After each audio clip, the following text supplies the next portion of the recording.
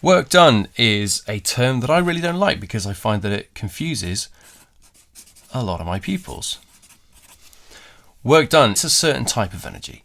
We can say that work done is the energy given to an object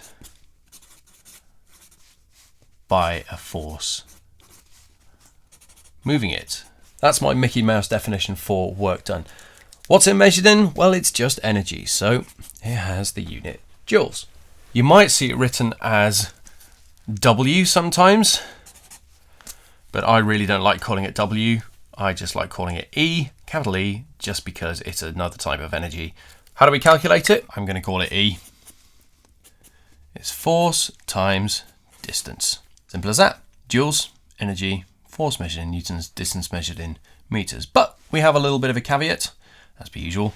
The force and the distance have to be in the same direction. So if you're pushing something with a force F, but the only direction that it can go, the distance that it goes is this here, then you are not going to be using all of this force to push the object in that direction.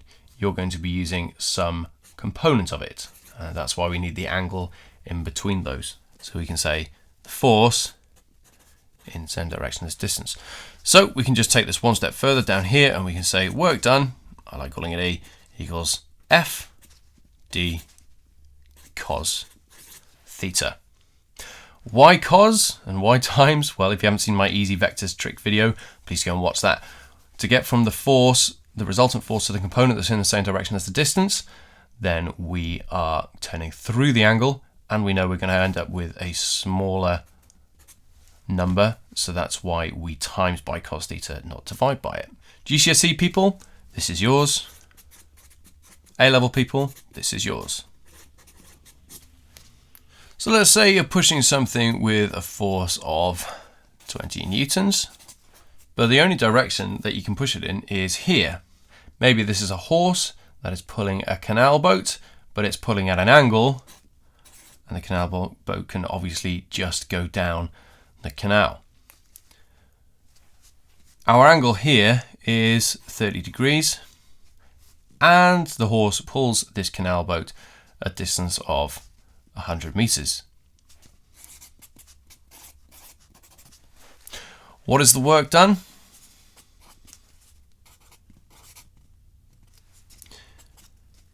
That's going to be 20 times 100, but not all of that 20 newtons is being used to pull the canal boat along this distance here, so we have to add in this cos 30.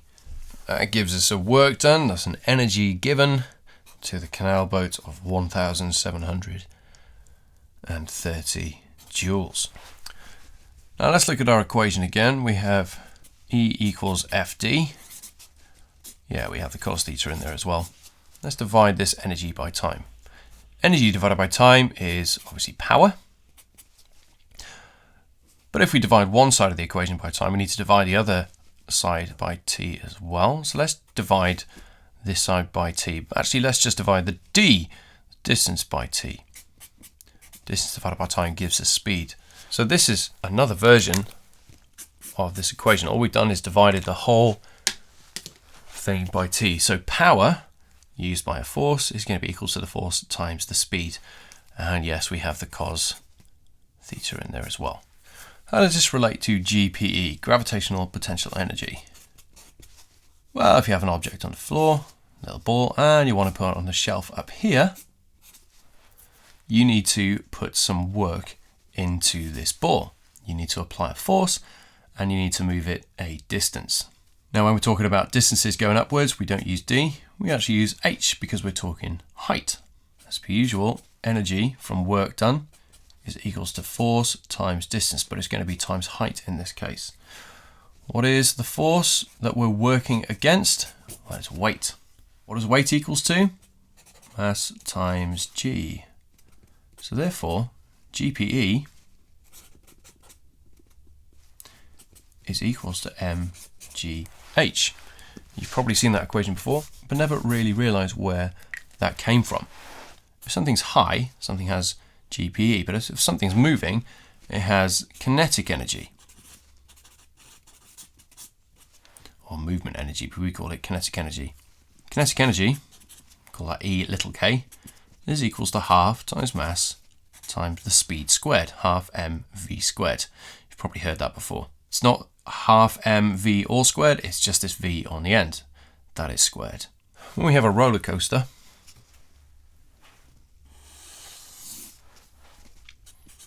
we have the car up here, makes its way down to the bottom, then it ends up at the top again.